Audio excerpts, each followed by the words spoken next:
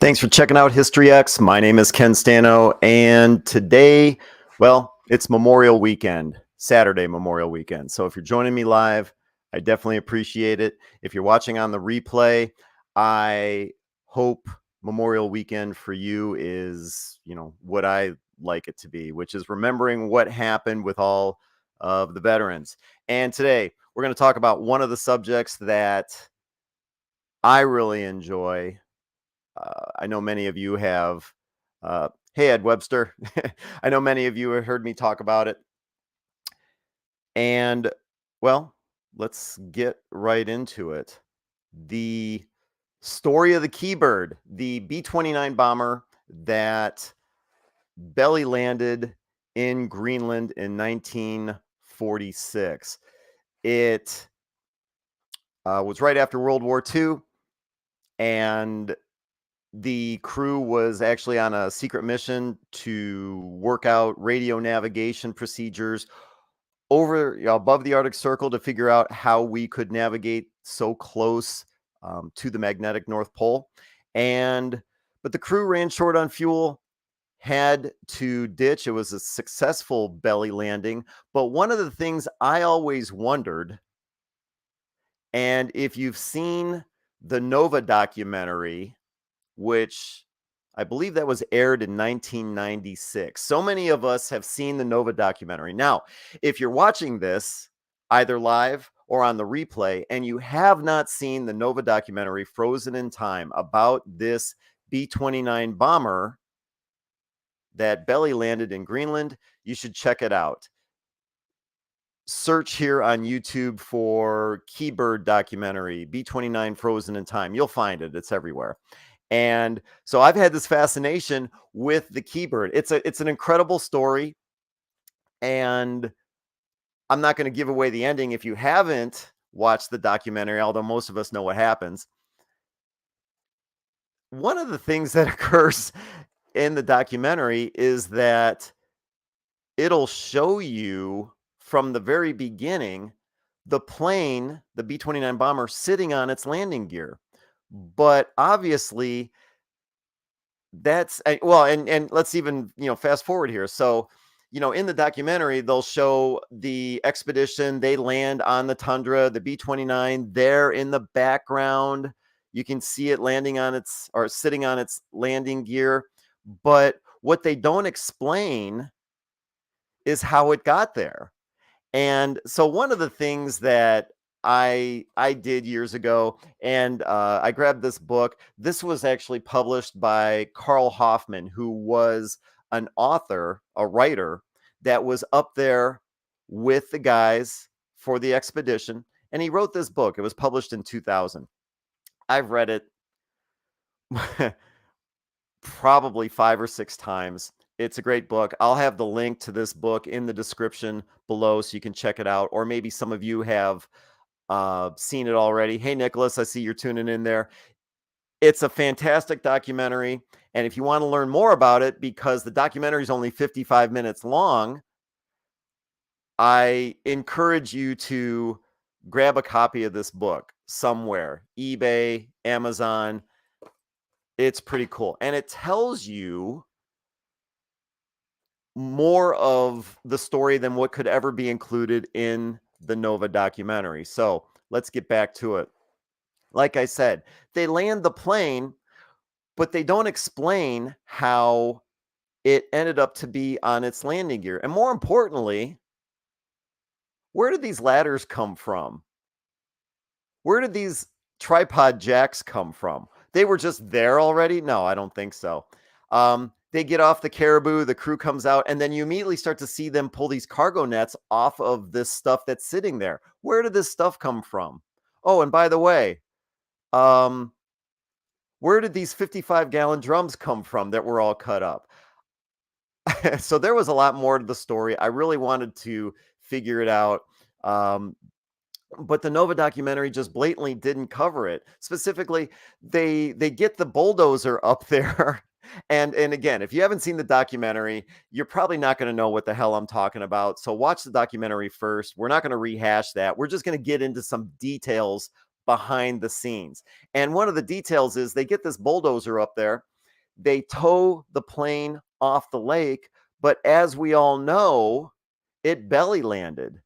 So how in the hell did it end up on its landing gear? And that's what we're going to talk about this morning. Um, the year before the documentary was filmed, a crew of 5, 6, yeah, 6, I can count, went up there in 1993 to evaluate the Kee Bird to see what condition it was in, to get it on its landing gear and to find out, could it be recovered? Could it be salvaged? And this group of 6 went up there. And if you look at this picture, on the very left-hand side, you're going to see Daryl Greenemeyer, lower left-hand corner. Above his left shoulder, you're going to see Rick Kriege. We all know who Rick Kriege was, the mechanic that kind of called the shots up there. He had the plan. And unfortunately, spoiler alert, if you haven't seen the documentary, too late. At the end of the first season they're up there, he ends up passing away. So that's a sad part of the story. Continuing on, to Daryl's left, Daryl actually brought his 80-year-old father up there as well. Now, this is Greenland. This is the tundra. I don't know why he thought that was a good idea, but maybe he was just excited. His father wanted to see the plane, so he brought him up there. Continuing on, this is actually a guy by the name of Tommy Hopman. He was the helicopter pilot, and we're going to get to that in a little bit. He was the pilot that got them up there. To Tommy's left, a guy by the name of Gary Larkins.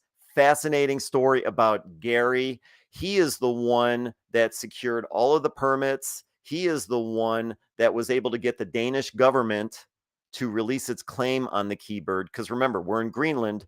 Greenland is a Danish territory. So he had to secure all the permits. And then above Gary Larkins, and I think this is really fascinating, is a guy by the name of Weegee Smith. Now, who in the hell is Weegee Smith? So I was again fascinated by the documentary. Put a comment in the notes if you guys had all seen the documentary. If you haven't, you know what? If you haven't, also let us know, because I would love to hear about it. You know, there's so many people that have seen this documentary. It's a fascinating story. But if you haven't seen it, yeah, let us know. I strongly recommend you check it out. So anyway, Weegee Smith is a guy that was also up there. And he is pretty fascinating in and of itself. He was involved, or has been involved, in many expeditions in Greenland to locate and in many cases recover aircraft from the Greenland glacier. Most notably, the P-38 that was part of the lost squadron that belly landed on Greenland, 6 P-38s along with 2 B-17 bombers, part of Operation Bolero to get over to England during World War II, ran into just zero visibility, ran low on fuel, had no choice but to ditch. So Weegee Smith was part of the expedition, excuse me, that went up to Greenland to recover that P-38. That P-38 most notably became Glacier Girl. So if you've ever seen Glacier Girl at, excuse me, if you've ever seen Glacier Girl at air shows or on display, that's how she got here. All right, moving on. So, like I said, Weegee Smith, part of the group that went up there to attempt to check out Kee Bird and get it on its landing gear and figure out, all right, what do we have to work with? And the way they did that was they used a Huey helicopter, a UH-1. And if you take a close look here, you can see this picture was taken from 1993, August of 1993, which is when this expedition occurred. When you think of the crew that went up there, like I said, Rick Kriege, and here's a picture of Rick. Now, this actually was taken a year later. This is a picture of Rick on the Caribou loading supplies up before their first run to the Kee Bird site. Now, these are all pictures. You might say, it's like, where do these pictures come from? These are all pictures that were given to me from members of the Kee Bird expedition. And that's what I've been doing over the last couple of years, is trying to find these guys, the ones that are still alive, and contact them, talk to them, figure out what their story was. Because again, the documentary was only 55 minutes long, and there's much more to the story than what could ever be included in the documentary, starting with what was included in Carl Hoffman's book right here. So again, I strongly recommend, if you're fascinated by the story, check out his book. It's incredible.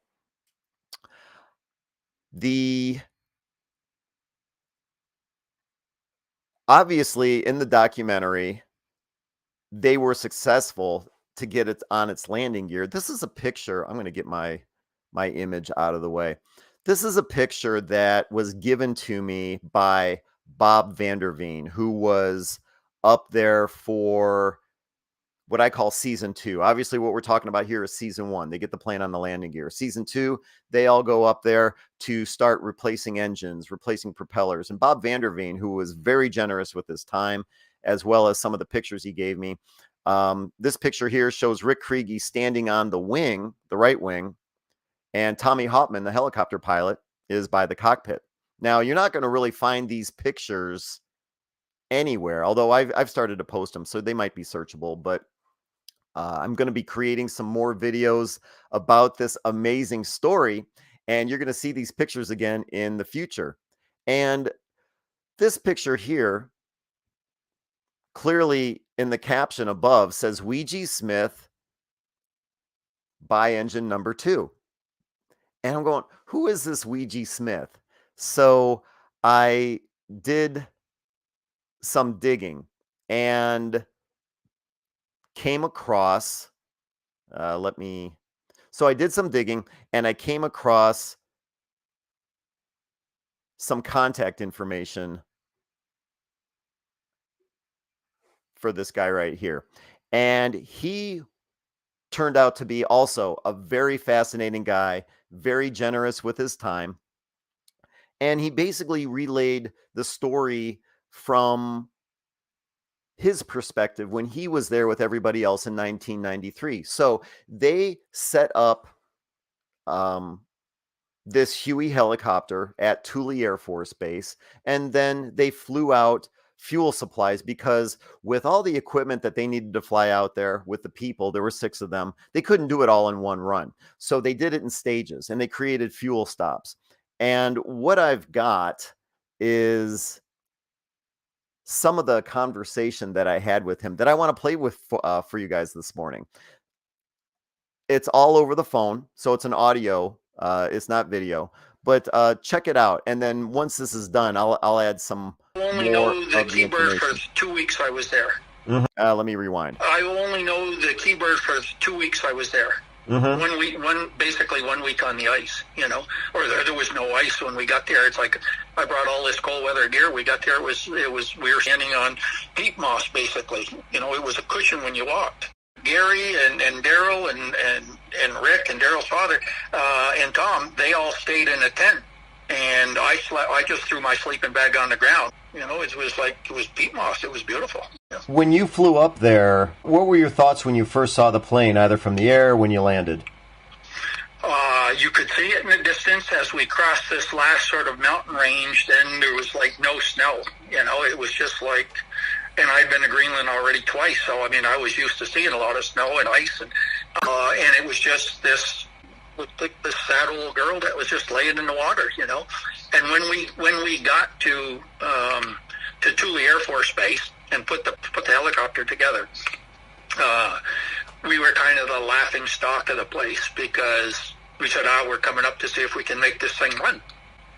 We put the helicopter together and we flew further and further out. They would set out fuel cans and equipment and jacks and all that. So by the time we actually left, we would stop, refuel the helicopter, and pick up more of the gear that Rick and Tom had set out on the way to get to the airplane. So anyway, it looked like Beverly Hillbillies going through the air. We had the jack strapped to the skids, and there was a 55-gallon fuel drum sitting behind my back, and Daryl's father was next to me, and Jerry was on the side of him, and it was just like it was a mess. When you get the plane jacked up, are you surprised at the condition of the plane? No, I wasn't. I don't think any of us were too surprised. I mean, it bellied in on the snow and the ice, so it was going to be damaged, which was okay. I mean, it was, that's why we're there. We're there to survey what we could see, and so getting it down onto the wheels was a good thing. Because it was one step closer to being able to work on it, and obviously, I mean, they couldn't do it that year we were there. They had to do it the following year. But it was all, I mean, it's just like a crash site of anything else. You have to determine what you need to be able to go back, and that's all we were there for. I only know the Kee Bird for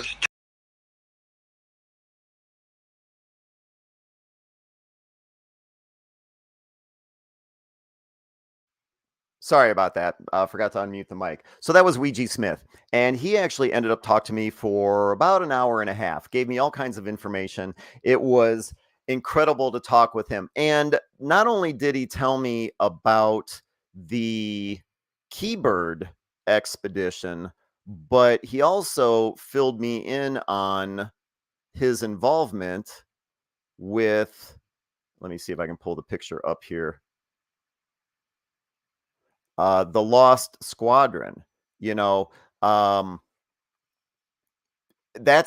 a fascinating story in and of itself. So an incredible guy, and he's been involved with some pretty crazy stuff. And the expeditions don't end. There's also, I mentioned it last week, there's also a search for a Grumman duck that went down during World War II. He had some involvement with that as well. So when you talk about, or when you think about what a guy like a Weegee Smith has seen, what he has done, before the Kee Bird even came along, he was involved with the recovery of the Glacier Girl. So amazing stories. And there's a lot more to it. The purpose of this video is just to say that, look, if you've seen the documentary about the Kee Bird, I'm sure, like me, many of you wondered, put it in the comments if you like, many of you wondered, how did it end up on its landing gear if it belly landed? I'm going to pull that picture up here.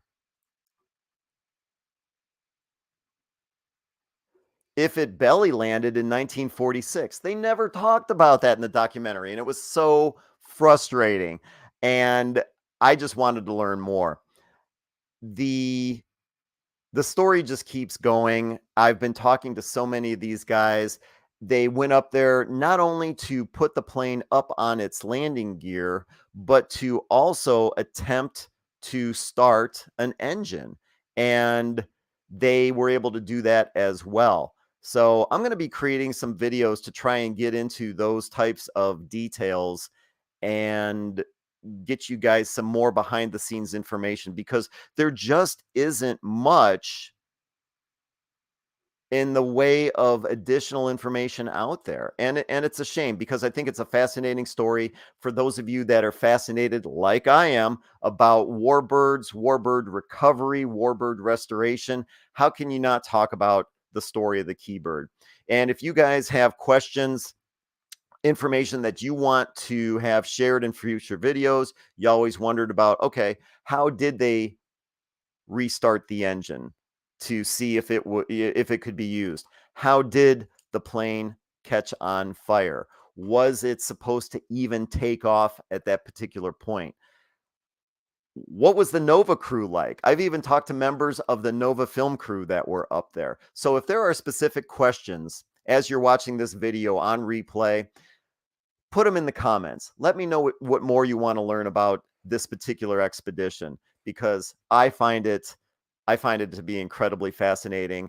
And I think what these guys going up there for what I call season 1 in 1993 to get the plane on its landing gear, to get an engine started, to see what the Kee Bird, what the condition was like, what it looked like.